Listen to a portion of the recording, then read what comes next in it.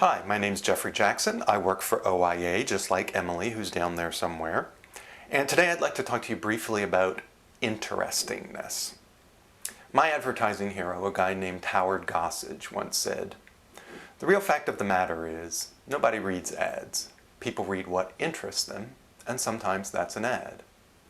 I think what's brilliant about this observation is that it reminds us that advertising and brands compete in the cultural big leagues for attention, right up there against Shakira and Shakespeare. We're not in a special little box marked advertising. The second thing it does is tells us exactly what we have to do to succeed at that level. That is, we have to be interesting. Now, being interesting seems like an obvious goal. Maybe it's too obvious. Maybe it's so obvious that it often gets overlooked in favor of lesser goals like day after recall or message comprehension. I think the fact is that today, in a world in which the audience is no longer just the audience, but are actively doing things with marketing messages, that if people are not interested in your message, that is, if they do not find it worth thinking about, you're going to have a lot of trouble. You're going to struggle. Even the largest brands can no longer afford to simply, essentially, pay people to pay attention. Being interesting, being worth thinking about, means being worth playing with, being worth communicating, not just with the brand holder, but also with other people in a community of brand-engaged people.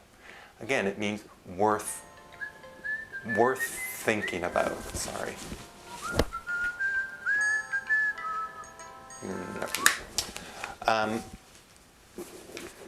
Being worth thinking about means a number of things, but there are also a number of things that it doesn't mean, which it's often confused with. And sorry, just a second.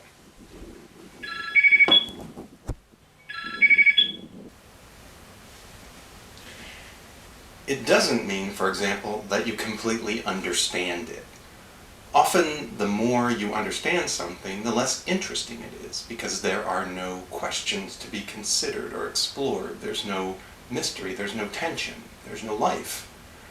How often have you heard somebody say, "Boy, that's an interesting guy I just met. He's completely consistent and on message." Actually, being interesting often involves elements that are unexplained.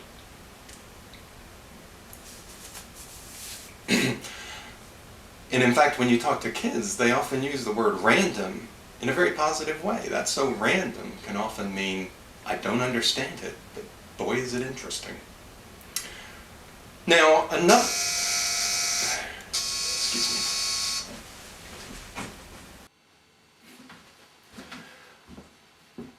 Another thing to keep in mind is the fact that you find something interesting doesn't necessarily mean that you like it, or approve of it, or positively identify with it.